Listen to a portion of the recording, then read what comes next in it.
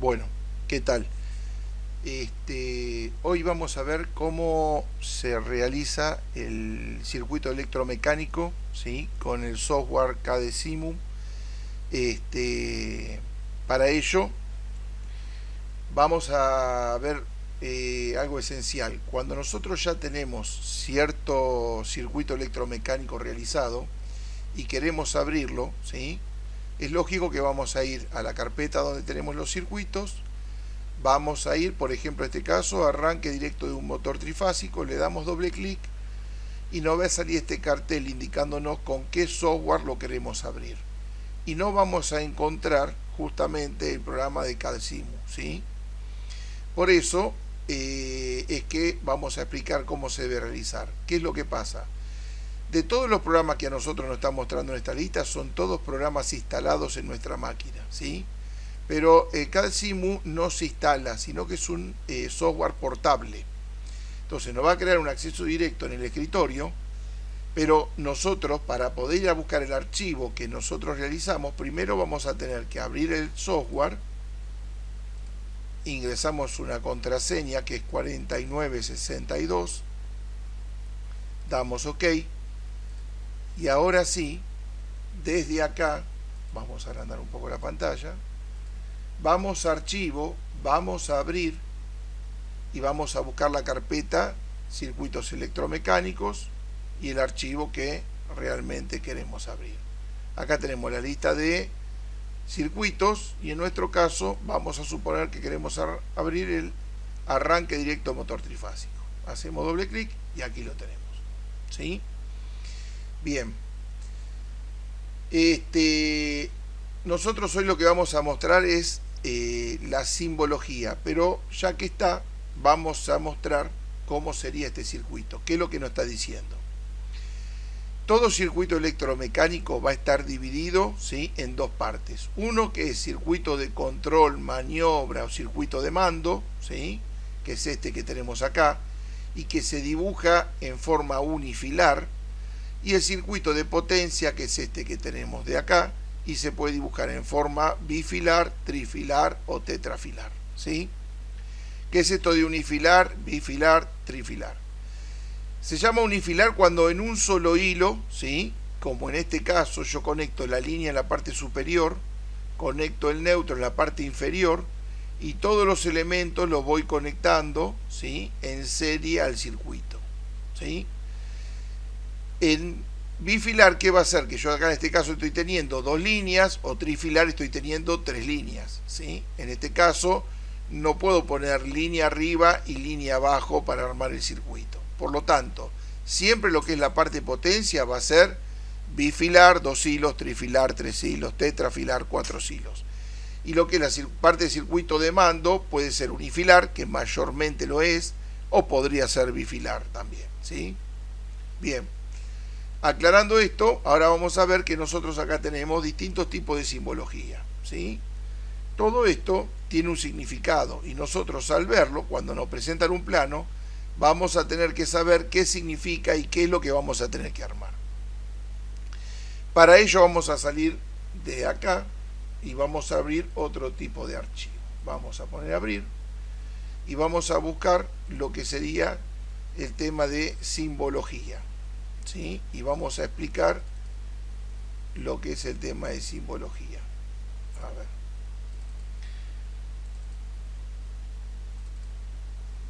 Vamos a la clase 1 y acá tenemos simbología electromecánica 1. Bien.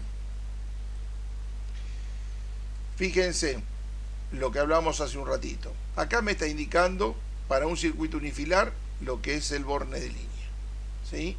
Yo esto de dónde lo saco, de la línea que ahora les vamos a mostrar después, vamos a hacer un programita.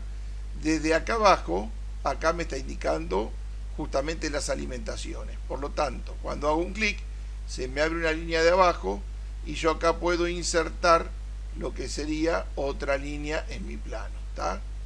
No es lo que quiero en este momento, solamente era para explicarle cómo se realiza.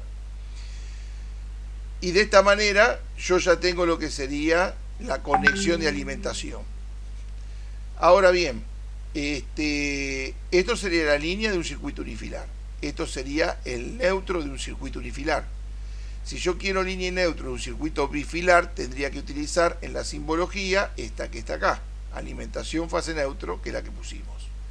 Si yo quisiera la simulación de línea neutro y puesto tierra, tengo que elegir este tipo de simbología. Si necesito alimentar un circuito trifásico, entonces tendré que poner la simbología de línea 1, 2 y 3, que anteriormente esto se llamaba fase R, ST, es lo mismo. En este caso tengo lo que es línea trifásica más puesta a tierra, y en este caso tengo el circuito tetrapolar formado, perdón, este es el tetrapolar, y acá tengo formado línea 1, línea 2, línea 3, neutro y puesta a tierra, ¿sí? Circuito pentapolar en este caso. Bien. También tenemos la simbología de positivo y negativo, esto es si estaría trabajando con corriente continua, voltaje de fuente de corriente continua, puesta a tierra, ¿sí? O masa de corriente continua, indicador luminoso, estos serían los ojos de buey, color azul, color rojo, verde, ámbar, ¿sí? Que son los distintos tipos de luces de señalización que se utilizan en la industria, indicación sonora, esto es un rectificador, es un diodo rectificador, transforma la corriente alterna continua, ¿sí? En donde tengo dos patitas, la una recibe el nombre de ánodo y la dos el nombre de cátodo. Y en este caso esto es un puente rectificador, está conformado por 4 diodos de esta característica, ¿sí? Y tiene la misma función, transformar la corriente alterna en corriente continua. Esto es una fuente de alimentación, ¿sí? Una fuente de alimentación es aquel circuito electrónico que tiene dos transformaciones importantes. La primera, transformar un voltaje de energía más alto a más bajo, ¿sí? Mayormente, podría variar energía de más bajo a más alto, o sea, mayor tensión, pero mayormente lo maneja en valores de 220 a valores de 24, ¿sí? O de 12. En este caso es una fuente trifásica, o sea que va a ingresar fase R, ST y va a salir una continua, ¿sí? En este caso esto es un transformador monofásico, transformador trifásico. La limitación de este software es que no tengo la simbología de un transformador en circuito unifilar, por lo tanto si yo necesitaría armar un circuito unifilar y poner un transformador no puedo, ¿sí? Tendría que usar un bifilar, ¿sí? Acá tenemos lo que es un relé de estado sólido. Un relé de estado sólido es un relé, nada más que en vez de tener una bobina que transforma su energía eléctrica en electromecánica y el campo ese produce que un contacto se abre o se cierre, está compuesto por componentes electrónicos llamados tiristores, triacs, ¿sí? Y cuando yo alimento la bobina A1 a A2, por la salida 1-2 va a salir la tensión. Es decir, yo cuando energizo a 1 a 2 tiene un contacto seco interno formado electrónicamente y ese contacto seco va a permitir que la corriente que entre por la patita 1 pueda salir por la pata 2 y alimenta la carga. En este caso el contactor de estado sólido tiene dos patitas también a 1 a 2. Siempre que ustedes vean la simbología o en un aparato, ¿sí? Un contactor, un temporizador a 1 a 2, estamos hablando que es la tensión de alimentación en el circuito de control. Cuando uno energiza esos contactos, ¿sí? Los contactos normal y abierto y normal y cerrados van a cambiar de estado. En este caso, como decíamos, un contactor de estado sólido, tengo una entrada 1, 3 y 5, por acá entra la línea, y una salida 2, 4 y 6, por acá alimenta lo que es la carga, ¿sí? Motor, resistencia calefactora o lo que sea, la máquina. Bien, acá está la simbología de un contactor, ¿sí? Siempre va a recibir, como dijimos, a 1, a 2 como nombre, y este es la bobina del contactor, pero esta simbología solamente la vamos a encontrar en el circuito de mando, ¿sí? Vieron que hace un ratito habíamos mostrado circuito de mando por un lado, circuito de potencia por el otro. Esta es la bobina de un temporizador con un efecto de retardo a la conexión, también va conectado en el circuito de mando. Esta es una bobina con un retardo a la desconexión, ¿sí? Y también es de un temporizador y va en el circuito de mando. En este caso este es un temporizador que tiene ambas funciones, retardo a la conexión y desconexión. Por eso ambos dibujitos, ¿sí? De los casos anteriores sobre su misma bobina. Y en este caso es la bobina de una electroválvula, ¿sí? Electroválvula puede ser neumática, hidráulica, ¿sí? Bueno, cualquier tipo de válvula que permita el pasaje de algún tipo de fluido. Bien, vamos a la otra simbología, así que vamos a archivo, abrir, y vamos a poner de nuevo todos los archivos, vamos a simbología electromecánica 2. Bien, acá nosotros tenemos, en este primer símbolo, dice contacto auxiliar Na. Todos los contactos, sean contactos auxiliares, sean pulsadores, finales de carrera, ¿sí?, van a tener dos condiciones. Una que es abierto y otra es cerrado. En este caso me está diciendo Na, por lo tanto va a ser un contacto normal abierto. Podría estar identificado también con la nomenclatura NO, significa normal open en inglés, ¿sí?, y sería normal abierto de la misma característica. Contacto auxiliar normalmente cerrado, como lo indica acá. NC es normal cerrado, en inglés es normal closed. Lo único que puede variar es que si el circuito electromecánico, ¿sí?, proviene de Brasil, Portugal, podemos encontrar NF, que esto significa normal fechado, ¿sí?, y significa normal cerrado. Así que NA, NO, normal abierto. NC, NF, normal cerrado. Otra cosita, acá nosotros tenemos unos números, ¿sí? Con los números nos vamos a tener que ayudar. Cada vez que indique 3, 4, me está diciendo que ese contacto es normal abierto. Cada vez que me indique 1, 2, ese contacto me está diciendo que es normal cerrado. Ahora bien, pero hay un primer dígito antepuesto que es el 1 para acá y el 1 para el 14, ¿sí? Este 1 que está acá antepuesto, como decíamos, está indicando la cantidad de contactos utilizados en el circuito. Es decir, si yo en un circuito electromecánico tengo 3 contactos normal y abierto, el primero se llamará 13-14, el segundo se llamará 23-24, el tercero se llamará 33-34. ¿Tá? O sea que el primer dígito indica cantidad de contactos que se utiliza en el circuito. El segundo dígito me indica si el contacto es abierto o si es cerrado. Lo mismo para este caso normal cerrado. Si me dice 11 y 12 es el primer contacto, ¿sí?, que se está utilizando, pero si me dice 1 y 2 me está diciendo que es un contacto normal cerrado. Bien. Pulsador normal abierto. En este caso, este contacto se va a abrir o se va a cerrar dependiendo del contactor, ¿sí? Esto es algo que está, el contacto auxiliar está montado sobre el contactor y se utiliza en el circuito de mando o maniobra o control, como veníamos diciendo, ¿sí? En este caso, el pulsado es algo que el operario va a manipular y lo va a pulsar. Por lo tanto, en el momento que pulsa aquí, este contacto cambia de estado y se va a cerrar, ¿sí? Sin embargo, este pulsador que está aquí, como dice que es un pulsador normal cerrado, en el momento que pulso, esto se abre, ¿sí? Como pulsador normal abierto, los colores normalizados son verde, azul, blanco, negro, cualquiera de ellos, amarillo se puede utilizar. No se puede utilizar como pulsador normal abierto lo que es el color rojo. El rojo es exclusivamente para contactos normalmente cerrados, ¿sí? En este caso es un pulsador doble, tiene contactos normales cerrados y normales abiertos, ¿sí? Si nosotros vemos la simulación, como todos estos se llaman S, vamos a presionar uno y todos se van a accionar, ¿sí?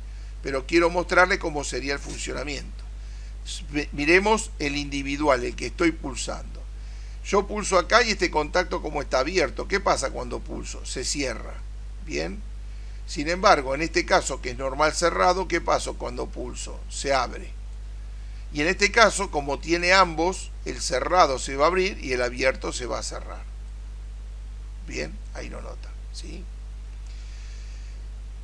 Estos tres son pulsadores, es decir, que pulso, se acciona, suelto y se suelta. Está como si fuese un timbre, el pulsador de un timbre.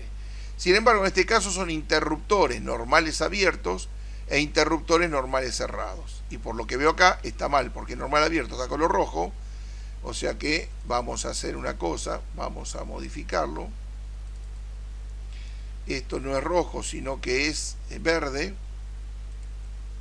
y esto no es verde sino que es rojo. Ahora sí, mirando esto, nosotros ahora nos damos cuenta que cuando yo quiero accionarlo, fíjense, ¿qué va a pasar con el interruptor normal abierto al pulsarlo? Se cierra, ¿sí? Y ahí podemos simular como que queda cerrado. ¿Por qué? Porque es un interruptor, es como la tecla de luz. En el momento que le das el pulso, cambia de estado y queda enganchado, ¿sí? Ahora bien, lo tengo que pulsar de vuelta para que se abra. Lo mismo para el interruptor normal cerrado. Está cerrado, pero en el momento que lo toco, se acciona, queda abierto, ¿sí? Y hasta que no lo toque de nuevo, esto no se va a soltar. Bien. En este caso, es igual a lo que sería el pulsador de parada, este que está acá, pero fíjese que cambia lo que sería la simbología en el extremo. En este caso tenemos como si fuese un pulsador y acá tenemos como una cabecita tipo de hongo, ¿sí? ¿Esto qué es? Esto es un pulsador de parada de emergencia, ¿sí? O justamente se lo llama pulsador tipo hongo. ¿Por qué? Porque está más accesible, más salido afuera, y uno ante alguna emergencia le pega un golpe, ¿sí? Golpe de puño también se lo llama, y de esa manera al abrir el circuito evita de que el circuito siga funcionando, se siga energizando y que ocurra un accidente o alguna materia prima que se está procesando que salga en mal estado. ¿Está bien? En este caso tenemos finales de carrera, ¿sí? O sea que cambia también la simbología porque está antepuesto lo que es un redondel, como diciendo que es una de las rueditas que tocará en alguno de las partes metálicas de la máquina para que cambie de estado. Si también simulamos, ¿sí? Vamos a ver cómo su estado cambia, ¿sí? Tenemos finales de carrera normal y abierto, finales de carrera normales y cerrados, ¿sí? Finales de carrera normal y abierto y normales y cerrados, ¿ah?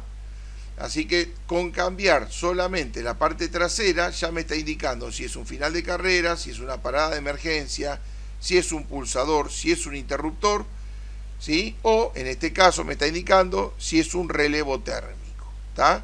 La única diferencia que en este caso este relevo térmico nos damos cuenta, aparte de cuál es, ¿sí? El extremo, cuál es el dibujo que tiene, la numeración. Fíjese que acá dice 97, 98, ¿sí?